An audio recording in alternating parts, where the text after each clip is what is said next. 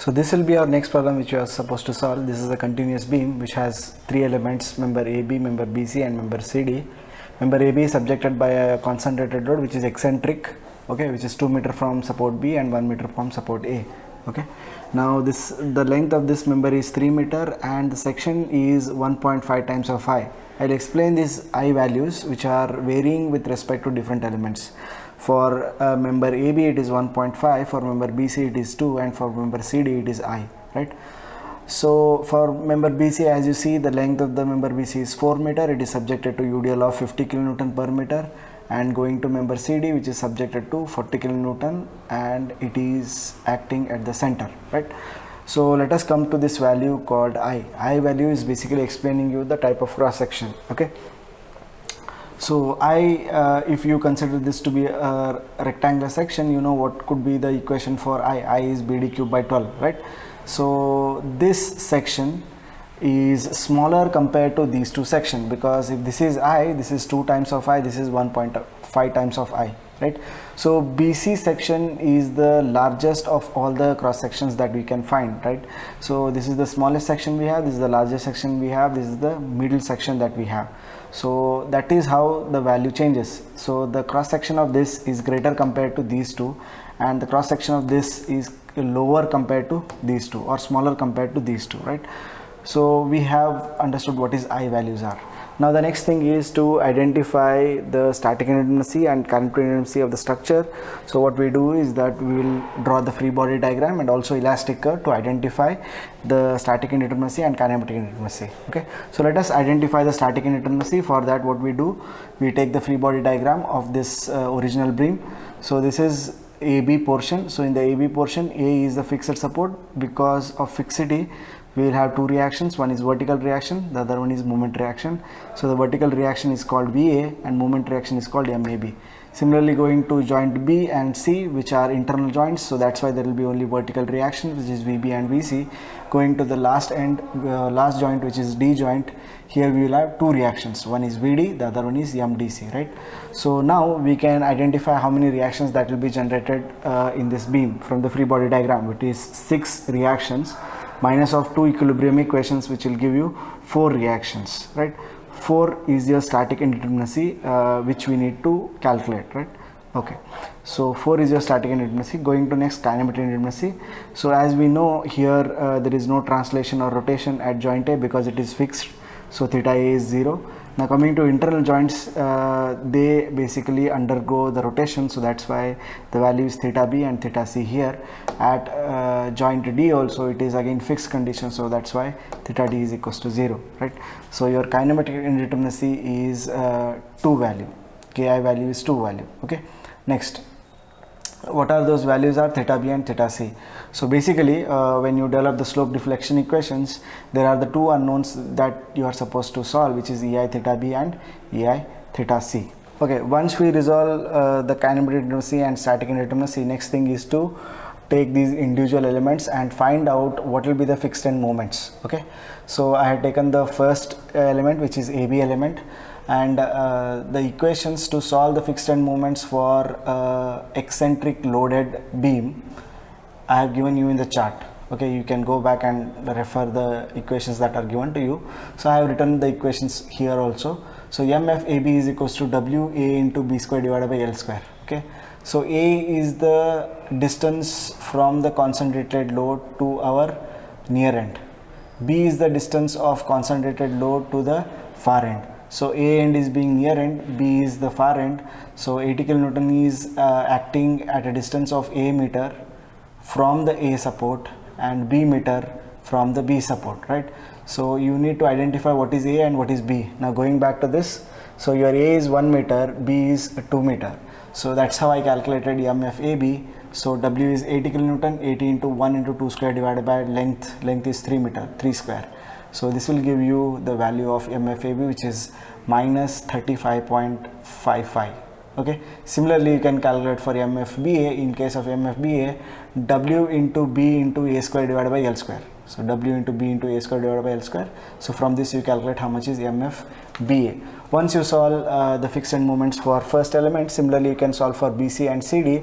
So in case of BC, this is a fixed beam with UDL. In that case, the equation will be WL square by 12. WL square by 12. So 50 into 4 square divided by 12 will give you the value of MFBC and MFCB, which is 66.67. Similarly, we can solve the fixed end moments for CD also, which is exerted by a 40 kilonewton node. So the equation here will be WL by 8, right?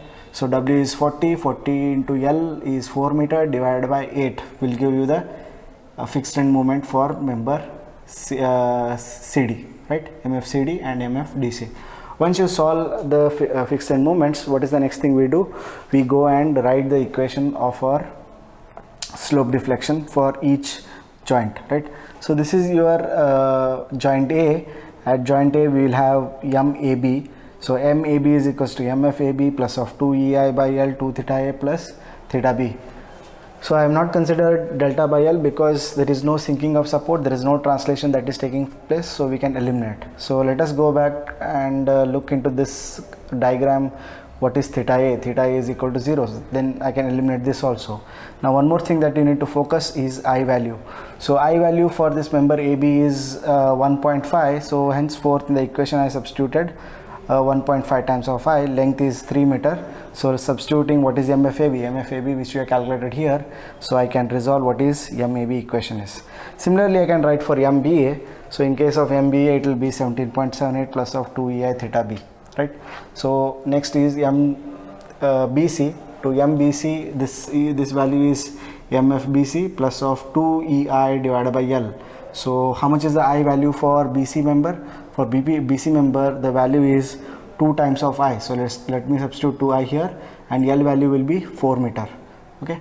So into bracket 2 theta B plus theta C, right? Because both theta B and theta C exist. Once I write MBC equation, similarly I can write for MCB equation. Now the last equation is MCD for member CD. So minus 20 is MFCD plus of 2 EI by 4 into bracket 2 theta C, because theta D is equals to 0, right? So I have written equation for MCD and MDC. Okay, once you solve all the slope deflection equation, next thing is to find out the equilibrium equation. As we know, at joint B and joint C, which are internal joints, there will be equilibrium condition, which means MBA plus MBC should be equal to 0, and at joint C, MCB plus MCD should be equal to 0. So the first equation I have to write is MBA plus MBC equal to 0. The next equation will be MCB plus MCD equal to 0. I have substituted the equation of MBA equation over here, plus of MBC equation, which is MBC equation, I substituted here, and I tried to simplify. This is the equation, equilibrium equation, which I got. Okay. Similarly for MCB, we have MCB equation over here, and this is added with MCD equation, which is MCD equation over here. After combining these two equations and equating it to 0, I have simplified the equation. This is what I got. So this is your equation 1 and equation 2. If you use these equation and if you solve this, you will get to know the value of EI theta B and EI theta C.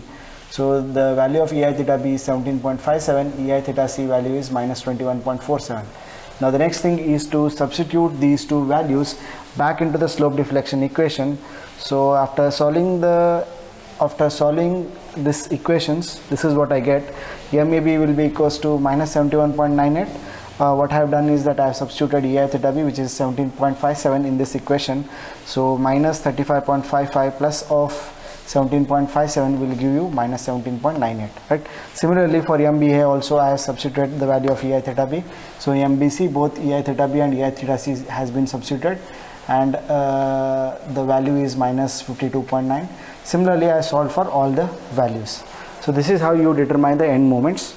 So this is the last bit of solving this continuous beam. So here we'll try to resolve the reactions, vertical reactions, then we'll draw the SFD and BMD diagram.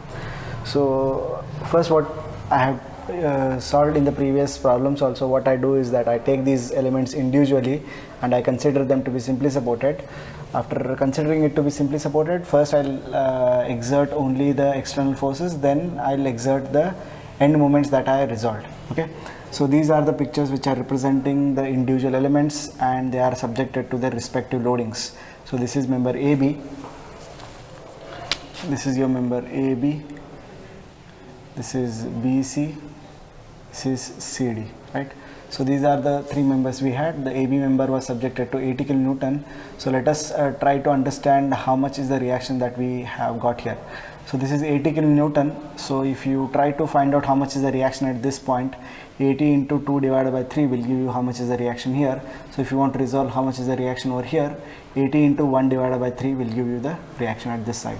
So as you know, these two are symmetric in condition. So what you do is that you calculate the total load divided by 2. You will get to know how much is the reaction at both the end. So 50 into 4 divided by 2 will give you the reactions. Now for this also same thing, total load divided by 2, which is 20 kilonewton, 20 kilonewton. These are the reactions which I calculated for all the individual elements with respect to only external loadings. The next thing what I do is that we calculate how much is the reaction that are generated because of the end moments. So this is your member AB. So this value is MAB, this is MBA. So because of these two movements, we are trying to understand how much is the reaction that is generated. So I will just write the equation for this for your understanding. So assuming this to be A, so this is your A joint, this is B joint. So let me consider this as RA. Okay. So summation of all the moments at B will be equal to 0.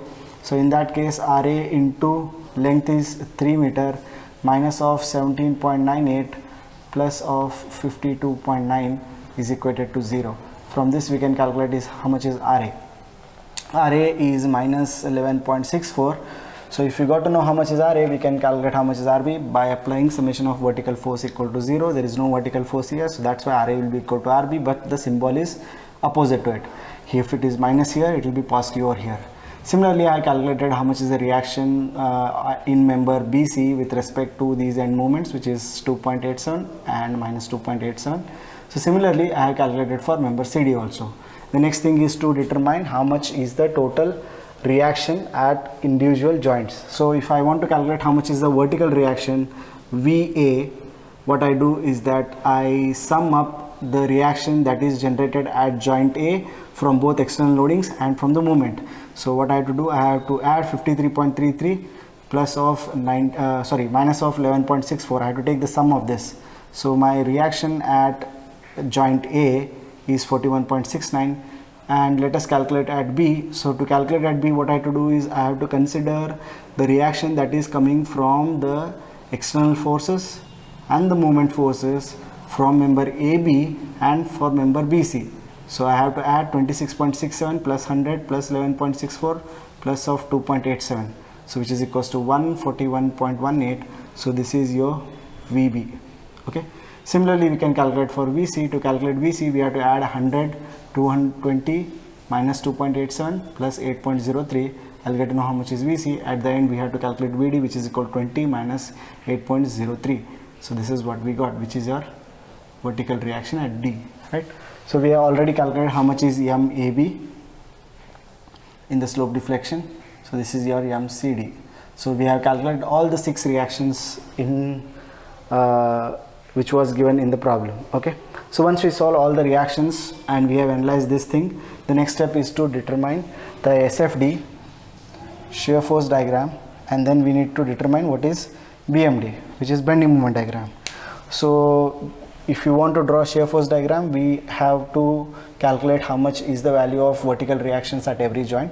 So let us start with this point, which is A joint. At the left of the A, there is no reaction, there is no force, so that's why it is 0. At the right of the section, there is a vertical reaction, which is VA. VA is 41.69. So this is the 41.69. Then when I go to the point where the concentrated load is being exerted, if I remain at the left of the section, the shear force will remain same. If I go to the right of section, I have to add 80 kilonewton. I hope you remember how to draw this shear force diagram, right? So 41.69 minus of 80 will give you minus 38.31. Okay. Next, this shear force will remain same till the left of this section B. If I go to the right of the section, I have to consider the VA, vertical reaction at B. So vertical reaction at B is 141.18.